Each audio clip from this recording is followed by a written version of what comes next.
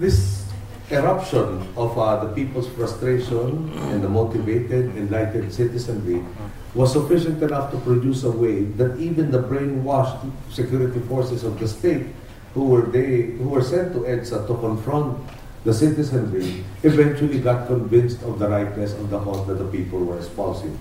Brainwashed in the sense that they were mere trainees for the most part. They were told that communist rebels had infiltrated the ranks of those opposing the then Marcos regime.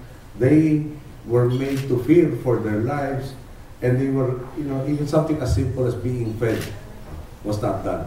So the martial regime at that time decided to quell the uprising with half-trained troops who were not fed at all and who were given the propaganda that their lives were in danger, hence in the increased intention.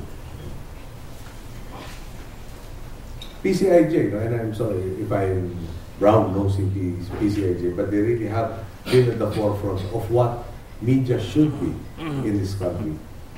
I guess we are in an increasing information age, an increasing need for being media savvy. There is that potential of our friends in the fourth estate having a blurring line between telling the truth, reporting the news, and on the other hand, being part of a marketing ploy for one entity or ideology. The Philippines obviously is not an exception. Even if I remember correctly, PCIJ did have a series of articles with regards to the so-called environmental journalism. What is the unfinished task at hand? Number one, I believe we have to restore the people's trust in their government and national political leaders by installing leaders with proven track records of decency, integrity, transparency, and accountability in public service and governance. Two, increasingly, we want to show people that they do have a stake in their democracy by providing them with reason, not just to survive, but to be a partner in the democratic project. And in our case, in the following areas: health and nutrition, basic education, decent housing, decent jobs, and most importantly, the base where all of the others will flow from, good governance. If we simply reduce our people into merely surviving on a day-to-day basis, we keep them enslaved to the culture of patronage, to which they have been completely dependent upon all these years. It is also possible to speak about deepening and giving substance to our democratic gains in the 80s only if we have satisfied the basic requirements for our people to survive humanely and decently. PCIJ then reminds us of the standards that we have all agreed upon as a society.